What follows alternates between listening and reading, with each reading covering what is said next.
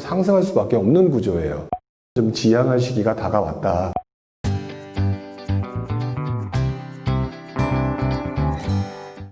자, 이제 마지막에 이제 세 번째 얘기로 이제 들어와야 되겠죠. 첫 번째 그 12.16 대책에 관련돼서 지금 현재 겨우 한 달밖에 지나지 않았다.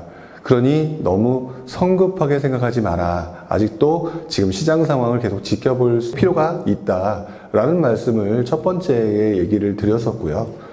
실제로 과거의 사례도 굉장히 오랜 시간 동안 움직임이 굉장히 다양하게 나타났었다. 그렇기 때문에 지금 현재 상황을 가지고 이제 끝났다라든지 뭐 이렇게 할 필요는 없다라고 말씀을 드렸어요. 그리고 제가 보는 관점으로 이번 대책과 가장 유사해 보이는 대책이었던 2005년 831 부동산 대책과 그때 나왔던 그 2006년도 11.15 대책, 그 다음에 2007년 1.11 대책, 이 세 가지 대책을 합쳐진 것과 지금 대책이 저는 조금 유사해 보인다라고 말씀을 드렸었죠. 그리고 지난 그 내용에서 2005년도 831 부동산 대책이 나왔을 때 나타났던 현상들에 대해서 하나씩 풀어봤습니다. 그 중에서 대표적으로 나타났던 현상들이 입주 물량의 감소라고 얘기를 했었죠. 그리고 두 번째가 전세 가격 상승이라고 얘기를 했고요. 그렇다면 지금부터 봐야 될 부분이 지금 입주 물량은 어떻느냐라고 하는 부분일 거예요. 근데 가장 큰 문제가 뭐냐면은 서울 같은 경우는 예전과 비교해 지금의 시장 상황이 좀 많이 달라요.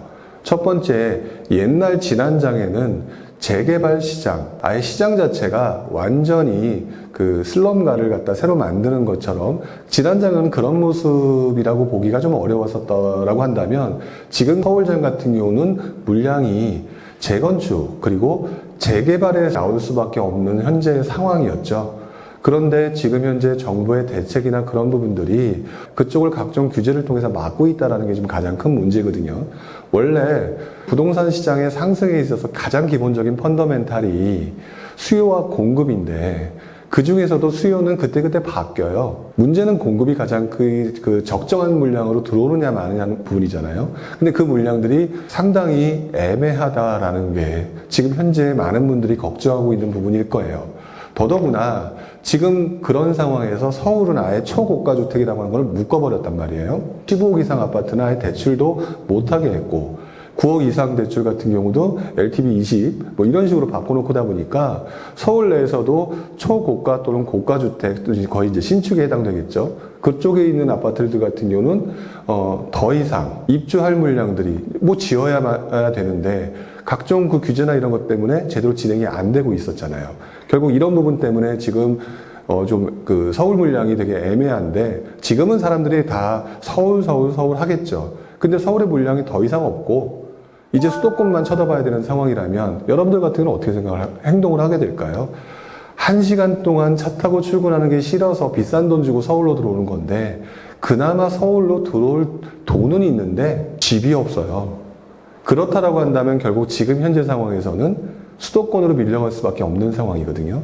2020년 그나마 올해는 좀 나아요. 2020년에는 그래도 물량이 조금 수도권에는 좀 남아있고 예를 들어서 김포라든지 안산이라든지 이런 동네 같은 경우는 물량이 많은 곳도 있는 거죠.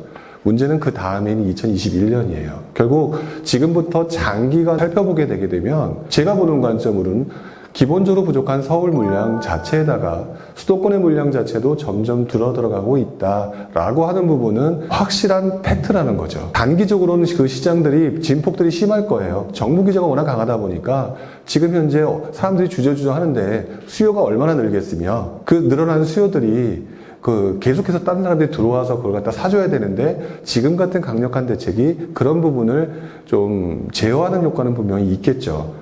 그래서 아마 정부가 신도시라든지 이런 부분에 대한 것들을 좀 더 빨리 하려고 하는 거는 알겠는데 문제는 신도시 지금 벌써 공급을 해야 3년 후에 나오잖아요. 그런 상황을 보게 되면 장기적으로 보게 되면 지금 서울 수도권의 입주 물량 부분이 또 한 번 가격의 상승세로 돌아갈 수 있는, 물론 규제가 강하기 때문에 상승대가 조금 다를 수는 있겠죠. 하지만 그러더라도 방향성은 지금 상승이다라고 하는 부분은 아무리 보더라도 좀 강해 보인다라고 하는 걸 1차적으로 좀 봐야 될 것 같아요. 2005년도부터 2008년까지 나타났던 현상들을 보게 되면 결국 정부의 강력한 규제가 오히려 또 다른 부작용을 만들어냈던 현상이 바로 전세가격 상승이거든요. 근데 전세가격 상승이라고 하는 부분을 자세히 놓고 보게 되면 입주 물량이 부족하면 원래 전세가격도 상승할 수밖에 없는 구조예요. 물론 매매가격이 오르겠죠. 하지만 매매가격이 오르기 전에 사람들이 집을 사지 않는다면 전세가격이 올라갈 수밖에 없는 구조다. 그런 상황에 마침 올해 이제 상반기에 종부세라든지 이런 어떤 부담스러운 그런 부분에 대한 가격들을 이제 보게 되겠죠. 지금 현재로서는 그분들이 앞으로 어떤 행동할지는 몰라요. 하지만 그 시점에 나타날 거란 말이죠. 근데 바로 그 15년 전의 선배들을 돌이켜보면 그분들은 분명히 어떻게 행동했느냐? 반전세를 늘렸고 전세 가격을 올렸다라는 거죠. 물량이 많으면 전세 가격을 아무리 올리려도 안 올라가겠지만 물량이 줄어들고 있다? 그러면 전세 가격 올리기가 쉬운 상황. 그렇다면 상식적으로 웬만한 사람들, 보유자들은 그만큼의 세입자한테 전가를 하려는 모습들이 보일 수 있다라고 하는 부분은 분명히 고려해야 된다는 점이죠. 더더구나 정부는 아마 이거에 대한 고민을 하고 있을 거라고 봐요. 왜냐하면 2005년부터 2008년에 분명히 전세가 상승이 있었다는 거 과거 사례를 경험을 하고 있을 테니까 그거에 대비를 하고 싶을 거예요. 그래서 나오는 얘기가 지금 전월세 상한제 얘기인데 전월세 상한제 얘기마저도 가장 큰 문제가 뭐냐면 지금 전월세 상한제 하게 되면 5% 인상이잖아요. 근데 5% 인상하면서 갱신 청구권을 줘요. 그렇게 되면 2년간 추가적 갱신하게 되면 4년이거든요. 그러면 이번에 전세를 주게 되면은요, 앞으로 최대 올릴 수 있는 게 5%고 4년을 줘야 돼요. 과연 이번에 전세를 줄 때 안 올릴 거냐? 전세가 부족해서 전세 가격이 올라가는 상황이었다라고 하면 전세 가격 상승 가능성이 매우 높지 않겠느냐? 사실 과거 사례로 보게 되면 89년인가 90년도에 임대차보호법이 1년에서 2년으로 바뀔 때도 그때도 굉장히 많이 올라갔던 전적이 있어요. 그런 부분을 생각해 보면 아마도 이번에도 전세가격 상승을 굉장히 눈여겨볼 필요가 있다라고 하는 부분을 생각해야 될 거고요. 만약에 전세가격 상승이라고 하는 부분은 그래서 12.16 대책 이후에 앞으로 몇 개월 동안 꾸준히 지켜보셔야 될 요인 중에 하나입니다. 그 요인을 지켜보셔야 된다라고 왜 말씀을 드리냐? 이미 2005년부터 2008년까지 상황에서 분양가는 높아지고 전세가격마저 올라가니 차라리 집을 사고 만다라고 하는 심리가 실수요자들한테 높아지면서 급등장이 한번 나왔던 게 2006년이라고 지난번에 말씀을 드렸거든요. 이번에도 지금 상황으로 봤을 때는 입주 물량 부족과 전세가격 상승 가능성이 과거와 유사한 상황에서 다시 한번 실수요자들이 어떤 행동을 할지가 다음 시장의 움직임의 또 다른 체크 포인트가 될 수 있다라는 거죠. 물론 여기서 여러분들 중요하게 보셔야 될 거는 지금 제가 말씀드린 것들이 당장 올해부터 시작해서 올해 연말에 나타날 현상이다, 이게 아니에요. 모든 현상의 결과는 그때 나타났던 추가 현상에 대한 인과관계로 나타나는 건데, 과거 사례로 봤을 때 나타났던 입주 물량 감소와 전세 가격 상승, 그리고 실수요자들의 구매 욕구 증가라고 하는 부분이 자연스럽게 늘어날 수 있는 상황이 과거와 상당히 비슷하다라는 점이죠. 이 과정에서 투자자들은 또 가만히 있느냐? 지금 몇 개월 동안은 분명히 지켜보는 장이 될 것이다. 그래서 조정장이라고 봐야 되는 상황이 분명히 맞다라고 말씀을 또 드렸어요. 하지만 그게 좀 더 이어지게 되면은 투자자들은 역시 조금씩 다른 장으로 움직일 가능성이 높아지는 거죠. 실제로 예전 같은 경우에는 지난번에 말씀을 드릴 때 이렇게 말씀을 드렸었어요. 사람들이 그동안 오르지 않았던 기축 아파트를 구입하기 시작했다라고 말씀을 드렸는데, 이번 대책에서도 지금 현재 흔히 말하는 구멍처럼 보이는 것 중에 하나가 9억 이하의 아파트예요. 서울 쪽에서도 9억 이하의 아파트들은 상당히 많이 남아 있고요. 수도권에서도 9억 이하의 아파트는 상당히 많이 남아 있어요.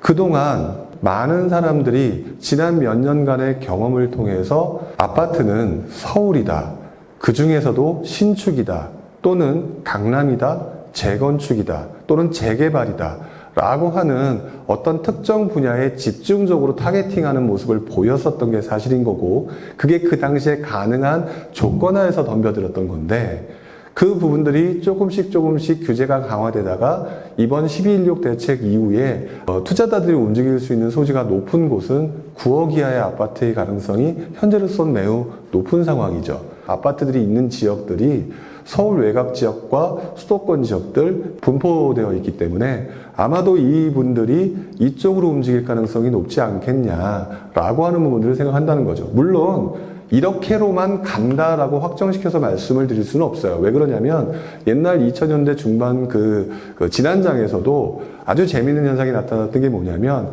재개발 있잖아요. 재개발도 점점 활성화가 되면서 굉장히 강력한 규제가 들어와요. 강력한 규제가 들어오면서 역시 이것에 대해서도 각종 세금이라든지 이런 규제가 강화되다 보니까 그때 사람들이 관심을 갖기 시작했던 게 지분에 대해서 관심을 갖기 시작했어요. 그래서 여러분들이 알고 계시는 것 중에서 흔히 말하는 뚜껑이라고 얘기하는 것들, 그 다음에 도로 지분이라고 하는 것들, 이런 것들에 대해서 뭐 경매 갑자기 낙찰률이 높아진다거나 이런 식으로 뭔가 새로운 구멍을 찾아서 움직였고요. 그런 데를 찾다 보니까 사람들이 그때도 인천과 의정부 같은 곳으로 상대적으로 싼 지역을 찾아서 움직였다라고 하는 것들은 변함이 없었거든요. 그렇다라고 한다면 이번에도 앞으로 2, 3년 동안 어떻게 움직이겠다라고 하는 부분은 지금 현 상황에서는 서울 외곽 지역이거나 수도권 지역의 구억의 아파트라고 하는 것만 보여요, 지금은. 하지만 이게 정부의 규제는 계속 나오겠죠. 점점 사람들이 그때 상황에 맞춰서 계속해서 옆으로 이동하는 과정이 나타날 가능성이 높다라고 하는 사실을 일단 머릿속에 넣어놓고 생각에 이제 포인트를 잡으셔야겠죠. 그렇게 해서 아마도 몇 년간 시장의 움직임은 계속 이어지지 않을까라고 보는 게 제 개인적인 입장이고요. 실제로 제가 과거에 봤을 때의 모습으로 보더라도 그렇게 흘러갔습니다. 어쨌든 중요한 거는요. 시장 자체는 서울도 많이 올랐고 수도권도 많이 올랐고 지방도 일부 지역도 많이 올랐기 때문에 사실 상승 후반부에 접어든 장이라고 보여지는 게 맞아요. 그래서 여러분들이 만약 투자를 하는 데 있어서 자꾸 움직이는 건 좋은데 무리하게 하거나 과도하게 하는 방식으로 가는 방식은 저는 조금 막고 싶어요. 왜 그러냐?